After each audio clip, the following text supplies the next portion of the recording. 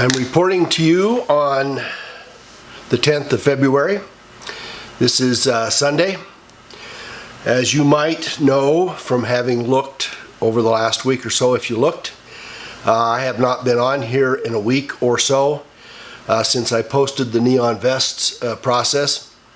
Part of that has to do with me, most of it has to do with me, which is to say that I am coming and going in and out of the state and will be for the entire month of February, so I will have intermittent contact and intermittent videos. I'm going to attempt this week from out of state to set myself up to get all this put together so that I can do videos from where I will be during the week, but that has not happened yet. So anyway, to get caught up, the purpose of this is to get caught up. So the Neon Vest is the big deal, and the Neon Vest is what I see as a I see it as a last-ditch effort at reestablishing some form of involvement by citizens in a constitutional government. And I say that and it sounds pretty dark, but I have to tell you that when we have elections that went as the 2018 elections went, with open fraud in Southern California, with millions of perhaps illegal votes in Southern California, with tens of thousands, if not hundreds of thousands of fake votes in Texas, with tens of thousands, if not hundreds of thousands of fake votes in Florida, with a gubernatorial candidate in Georgia who claimed after most of the votes were counted that 99% of the votes were counted, that it wasn't over yet because there were more votes to be rounded up, which I can only take to mean that she felt that the inner workings of her group was going to bring about some kind of fundamental change in the outcome, and that may or may not have had to do with whether or not she won the election or whether the votes were properly counted. But there are many other states in which this is going ongoing, and nothing, contrary to what we were told by some supposed insiders, nothing is happening. And there should be 10 or 20 or 50 or 500 people arrested already throughout the country that have been brought in because of their involvement in voter fraud.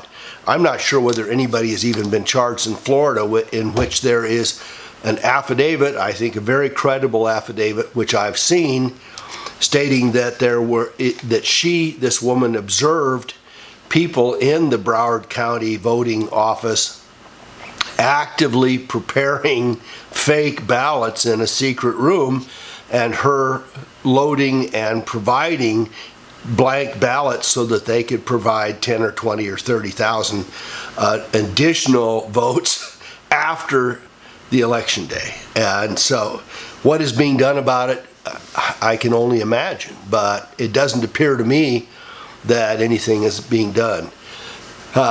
Top that with the fact that President Trump, I know many of you are hopeful, some of you are absolutely certain that President Trump is going to flip this all around.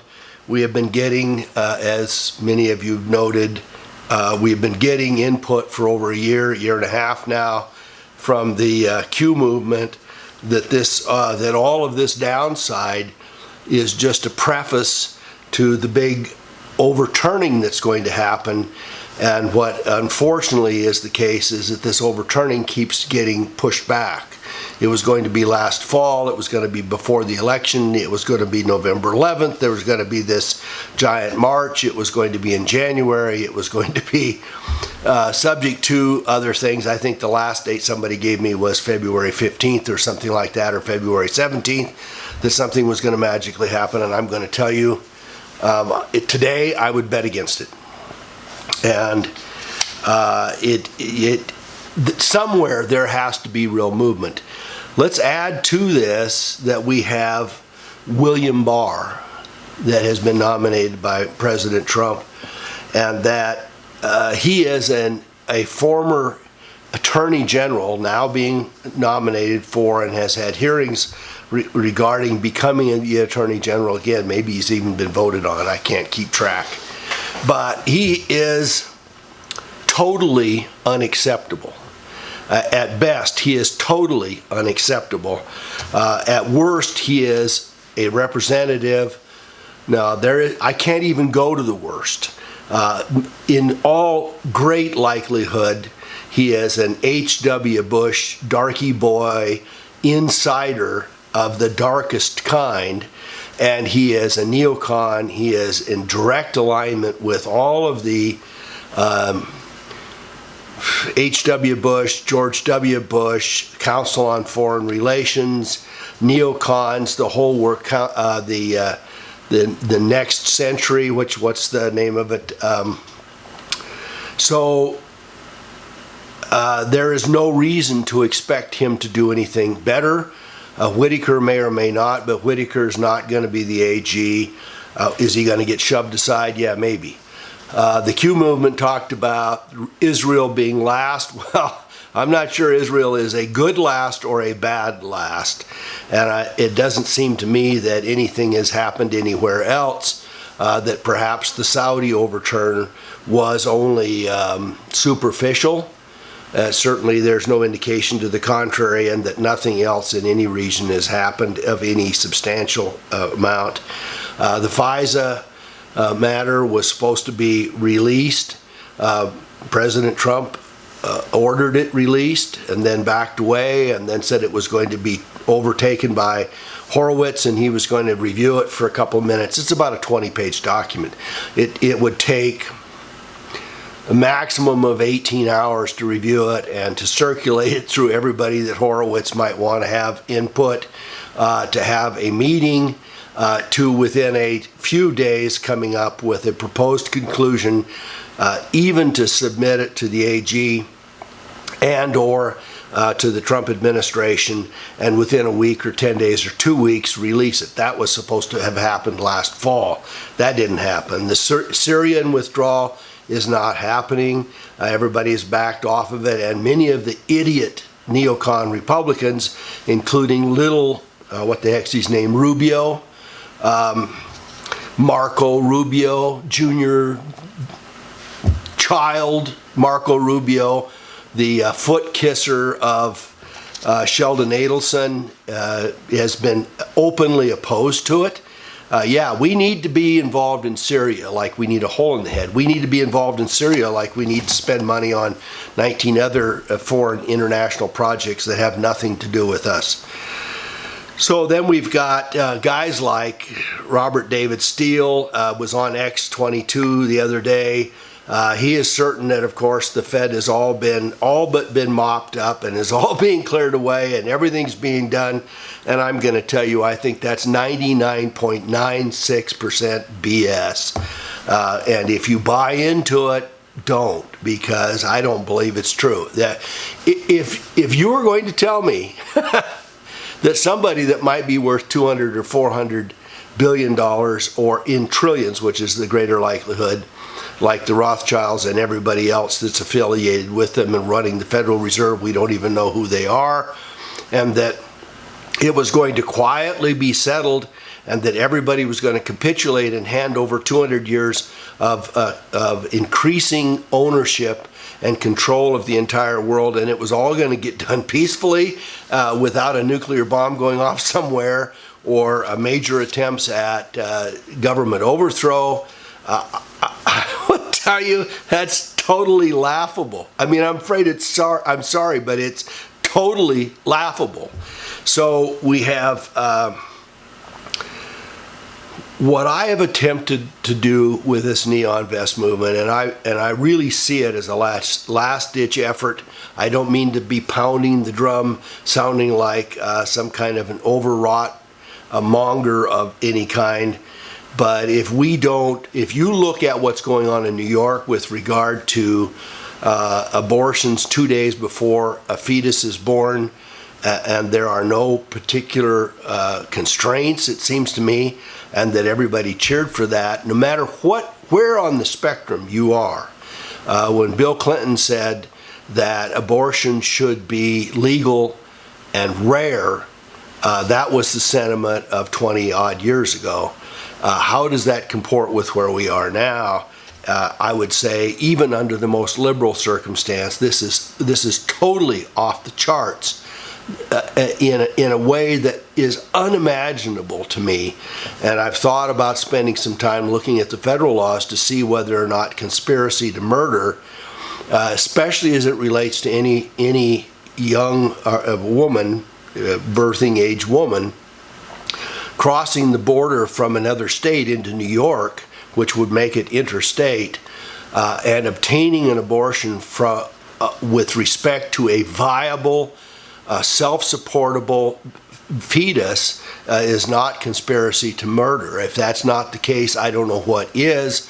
And I think in that case, anybody that conforms to it, that comports with it, that agrees with it, that has voted for it, and that participates in it, should be subject to a federal case in murder or an accomplice as such. I can't imagine that it could be any other way.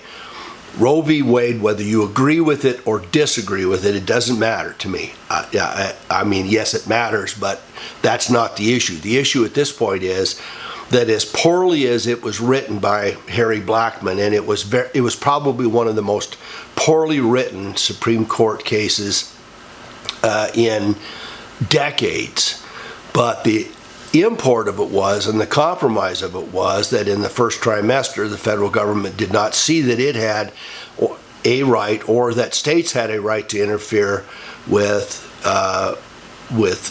mothers who determined what to do with their bodies. In the second trimester, there was a more restricted situation, and in the third trimester, which would be 7th, 8th, and 9th month,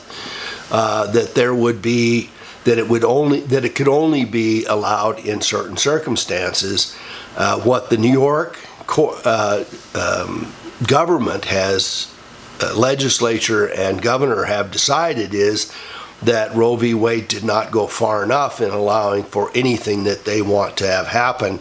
And it is vastly beyond Roe v. Wade, vastly, and it is craziness. So I see all of these problems and 100 more as saying to us the world is getting crazier, and in particular the United States is getting crazier, and it is getting crazier by the minute, and there appears to me to be nobody stepping in to right the problem. Certainly not any of the Democrats anywhere. Nobody is stepping in.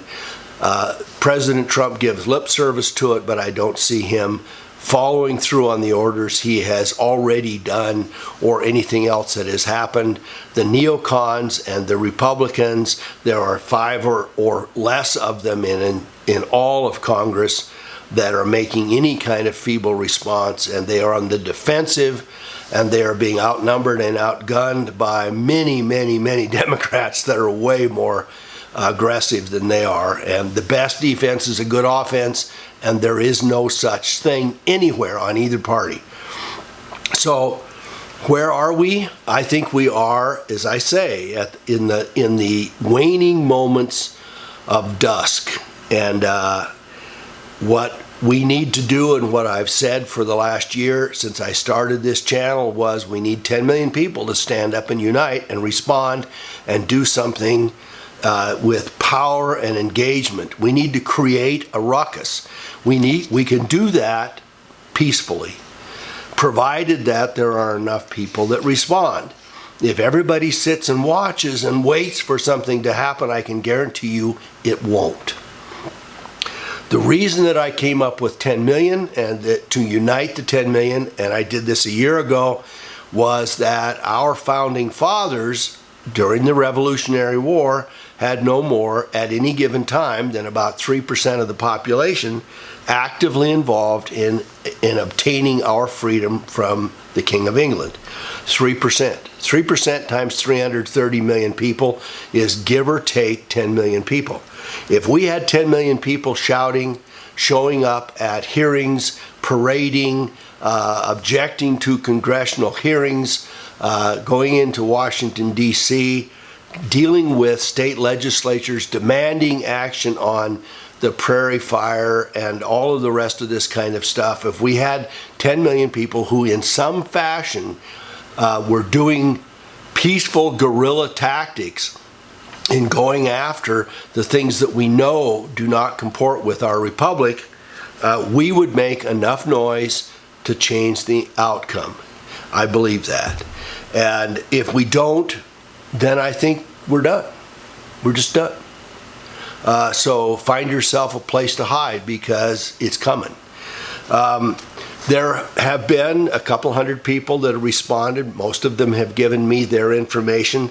I have gotten responses to the Seething Frog, but I would ask you to send it to Neon Vests, plural, NEONVESTS @outlook.com, and put in the title, the heading, the congressional district in which you are, and even in the title whether or not you're willing to coordinate or manage or oversee people in that congressional district, or that you would like some kind of an engagement or process. I would also ask for anybody that's willing to do the internal sorting, because it's going to take hours to sort through everybody's email and spread it all out and send it to the persons that are going to be working together. It's going to take hours. I've spent some time at it, but not enough time to get it back out to you. And it'll be at least another week before that starts to happen. If there's somebody there that I can somehow verify and validate that we can trust, I would be willing to give them access to that email address and to work with me on sorting through that process. Thirdly, there are people that are beginning to set up the individual congressional districts, and in some cases I have multiple people. As soon as we can get to you, we'll start getting it out and see if we can get something to materialize. And my sense is that, and this I think is very important, is that if sparks are being lit throughout the country, it doesn't need a national movement. We don't have to have 10 million people tomorrow morning. We just need to have 10,000 people that are going to begin to spark here and there and create a ruckus. That is, to show up when some congressional person is going to talk, when some administrative thing is going on, when administrative changes are going to happen, when hearings are going to be held, when there are problems with our border or with building the wall or with any one of a dozen other possibilities, or dozens, that we individually in these various districts work to find the issues that are most pertinent to us and make noise. And that people, we won't see it on the mainstream media, but we can see it on YouTube and elsewhere, and we can begin to build a consensus around getting more and more people involved and getting people to realize and recognize that it is a possibility. So, you know, on balance, I would say to you, I had looked for and hoped for other channels to join in. I have gotten notice in 2 or 3 or 4 or 5 other channels, not from me, but from the Neon Vest movement. I am open at any time for somebody to take this over. If one of the other channels becomes cohesive in making that happen, I would toss my energy, whatever it is, and anybody that's involved here into that process. If there are people that want to co-sponsor this or would lead it, I'm up for any of that. It's not about me. It's not about me building or selling anything. That's not the point. It's not about adding people on. What I would say to you is, finally, I did secure the neonvests.com, that is neonvestsplural.com domain name, and I have it available. Numbers of you have said, well, I looked up the website and you're not there. Well, there's a good reason for it. There's no website, okay? What I have is the domain. I have the right to use the name. And what I would say to you is, if there are dozens of you who would say, yes, I would like to contribute, or somebody that would put together a website that would allow us to have billboards and post stuff from various congressional districts so that people can be advised, I'm all for it. I did put several thousand, more than a couple $1,000s into End the Fed this last spring. I got about 12 or 15,000 people that actually signed onto the petition with the White House. I'm not going to put thousands of dollars in if nobody else cares. So if some of you would indicate that you would like to contribute, I'll set something up as a contribution pool. Again, it's not about me making money. I don't care if I don't want I don't want you to give me money, because it besmirches the process and it discredits me as an open, honest, reasonable broker for what it is that we may want to do, which is right. So I won't take your money, but I would take money for the purpose of setting up the website and or adding other processes into it. I have had a number of people finally, and this is the only place that I would look at taking personal money for myself. There are a number of people who said, I'd love to have a seething frog symbol to go on my yellow, orange, purple, pink, blue, green, or whatever vest. And to that I would say to you, at cost, I will get those if there's enough interest, and put them in an envelope and distribute them to you at cost if that's what you want to do. But I don't want to be in the process of making money, because it just distorts the entire operation. So this, as long as I'm going to make this, I really look at and look forward to your comments. I appreciate your input. I am hoping that this spark will set us into motion to do something different and to finally change the momentum of our lives as citizens of this great United States of America. Thanks so much for watching. I appreciate your input. Give a thumbs up if you like, and please spread this around and try to get some of these other these other channels to take this over or engage it, or to get to the front of it, because without us, many of us, millions of us, ultimately coming into process, it is going to fall short again. So thanks so much for watching.